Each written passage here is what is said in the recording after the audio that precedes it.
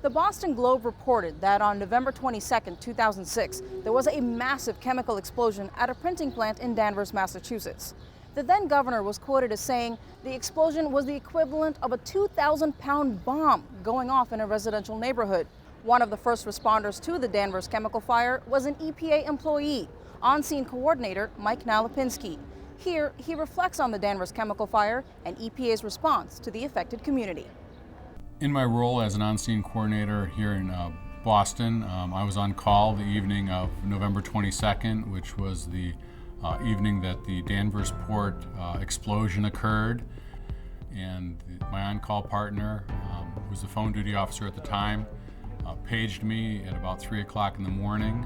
I had since been woken up from the explosion because I lived very near the site. I live in Salem, Massachusetts, and I was heading out the door to another incident. I was listening to the radio and we heard about the Danvers chemical explosion.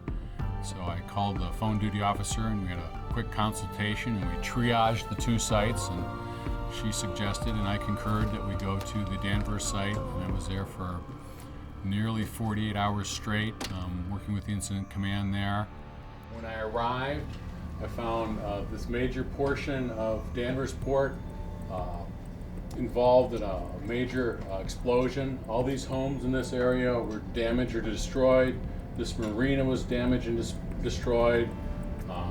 Emergency response vehicles were backed up all the way to 128 here.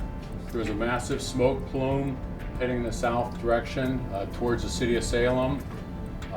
There were hundreds of evacuees, both from the homes and from the school from the deaf, which is located right here. So once we got the air monitoring established and the security zones established, we started working with the first responders to try and figure out, is our evacuation zone big enough?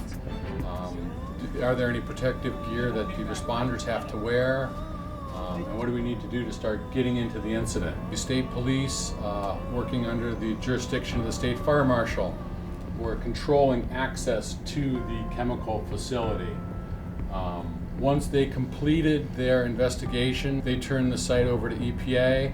We've removed over 650 drums of chemicals. We've removed close to 20,000 gallons of chemicals from underground storage tanks, above ground vats, and some contaminated soil in the area. While this was all going on, the neighborhood was starting to be repopulated into these homes, those that still could be saved. And the citizens were very, very concerned about the air quality in their area. So we set up an air monitoring network to assure them that our response activities, taking chemicals out of the vats, moving the drums, things like that, were protective of the citizens in the area. And then we set up our regional response center here where we had other on-scene coordinators working here in Boston, supporting me out in the field with sampling plans, working on press releases, keeping our senior management apprised of what we were doing out there in the field.